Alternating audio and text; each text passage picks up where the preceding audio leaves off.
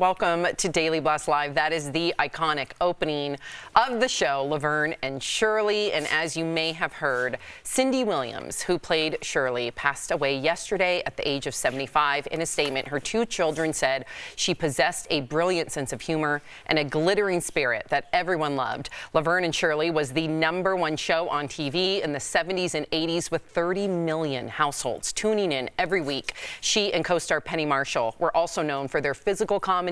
The show was actually a spin-off of Happy Days. Laverne and Shirley were cast as dates for Richie and Fonzie, but Ron Howard actually worked with Cindy in the movie American Graffiti back in 1973, and in a statement he said he was taken away by her intelligence, energy, and sense of humor, and said it's a shock to imagine that that spark is gone. It's funny because back in the day when you think of female comedies and like Bewitched, right? She was baking a cake on the way for when Darren would come home. And this was sort of one of the first times we saw a woman at work. So Mary Tyler Moore is a career woman. These people are working and they're physically moving their body in a way you only saw men do. So it really opened the door for a lot of female comics in a way, and it was a pretty revolutionary show. And little things like the way she gets her purse, just the timing of, she had perfect timing. So I loved the example of female friendship. Yes, we saw a lot of shows of females destroying one another or having catty relationships, and I say catty in quotes.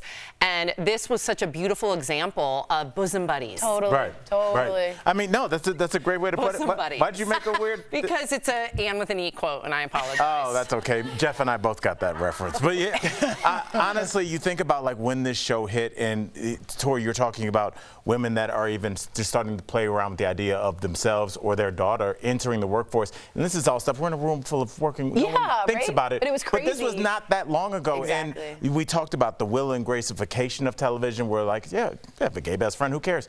But that wasn't always a thing, and people needed to see it in their homes in a place where they could slowly acclimate to it. And then when they warm up, next time re-elections come and somebody starts saying, hey, women shouldn't work, you'd be like, no, Laverne and Shirley, I love them. These little things that get into our mind, they will be forever a part of television history. And Jeff, as I looked at them, getting ready for that double date scene before the spinoff, they had no idea before the director said, you're on next. You are about to walk into television history. No different than Steve Urkel did. He was just going to be a quick little side character and became this part of American iconic 90s TV. Absolutely. So you never know when you're about to change the world. Yeah, and forever live on, right? I mean, American television history, that song, everyone sings the next line, right? Even if they don't know the words, they're like, heaven, pepper, corp. They don't know. But yeah, to be on your deathbed, at least for me, I don't know, I'm not speaking for anyone else, and be like, man, I made history with my life. You want to be impactful on your family, but to do that on a national level is something else. See, I don't have to be on my deathbed. I said every night. Oh, made God, history Al. today.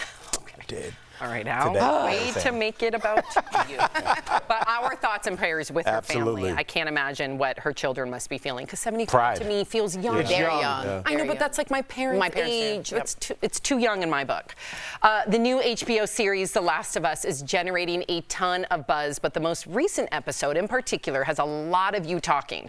Nick Offerman, who is a straight man in real life, plays a gay man trying to survive a zombie outbreak. He then meets and falls in love with another man, played by Murray Bartlett, who is gay in real life. But some people are saying that Nick's performance was so great, he gets a pass to play gay characters from now on. Now, over the years, of course, we've talked about it on the show. There has been quite the debate about whether straight actors should be cast in gay roles. Most recently, singer Adam Lambert spoke out about the possible casting of a straight actor to play George Michael in an upcoming biopic. So here's where I get confused, because we've reported on this how many times, right? When you have an actor who's straight play a gay role, there's a lot of outcry. Why is Nick Offerman getting a pass? No. Is it a double standard? No. You either can or can't. You pick a side, okay? You can't sit on the fence and say, I'm going to give you a pass because you did a good job. An actor, by definition, is playing someone else. You shouldn't be constricted. I know it's unfair. Listen, that guy Murray Bartlett, is that his name? Don't tell me he can't be a lead, gay or straight. He's fantastic. If you guys watch White Lotus season 1, he's my favorite character ever. He's amazing. Yeah, so he could. So I don't like this, that a man can't play a woman. I understand people in wheelchairs, trans people, I get all that. But look at our history. How many people have won Oscars for stepping outside that zone, not playing themselves? I mean, Tom Hanks won for Philadelphia. What's her name for The Crying Game? The Crying Game. Hilary Swank played a trans man. Boys Don't Cry. Boys Don't Cry. The Crying Game? That's something totally different. Very different. Yeah, totally different. Who else played? Sean Penn? Sean Penn played one in Milk. Harvey Milk. Harvey Milk. So, I mean, you win Oscars when you step outside someone you are totally not. I get the pushback. I get that there's not opportunities for other people. I'm not saying we don't need more opportunities, but I'm not saying, hey, I could only I was going to go somewhere else. But I could be Al Jackson. Yeah. I don't know if we're there yet. But yeah. We're leaving that one out. I get what you're saying. Leave the bar here. And Jeff, you did such a great thing with bringing up Philadelphia, and we were talking about this in the meeting, and I don't want our audience to be neglectful of this fact that brought light and humanity to what was going on in terms of the AIDS crisis and of gay folks in this country. Because, again, before we started with the Will and Grace, before we got to that, gay people were demonized. They were beaten up. They were attacked. The Stonehill riots were about them being shaken down by the police. They couldn't even go to gay bars because they were being attacked by the people that were in charge to protect them. So we've come a long way. People wouldn't even know what I was talking about. That's not even that long ago. It was the 70s, I believe. So when we start talking about, moving forward and like, why does this straight guy play this gay person? Arguably, a straight man playing a gay person brought that conversation into our living rooms and, more importantly, into our minds, so we can start having this discussion, because before then there was definitely a wall there that seemed impenetrable. So these things do play a role, but I do understand why the conversation needs to be had about inclusivity. As a black man, I get it. Yeah, you do get it. I just think, you guys have all changed my mind on this. I came at it being like, I think if you have cerebral palsy as a character, someone with cerebral palsy should play that. And I've changed my mind on that. I think you guys have convinced me that you can act, and that is part of it, right? What I hope for is that if there's a character who is gay or in a wheelchair or trans or someone with a physical disability, they audition people with those physical traits, right? Because I don't think they're even getting in the door. Right. Tom Hanks wasn't like, let's make a list. It was like, Tom Hanks, good. So it's like. But wouldn't every movie be like that? But I think there must be Daniel Day-Lewis's in wheelchairs out there that we don't know about because they never got the chance. And if you don't know about them, what are the chances you're going to go plunk down $30 for a movie? Well, you didn't know Daniel Day-Lewis when he first started, and now someone's got to start somewhere, right? We see stars bloom out of things, and at some point, I think you've got to include that in your audition process. That's a great point. Yeah. I think that and is I agree with that too. Yeah. Probably the best solution. Yeah, right? In the middle there.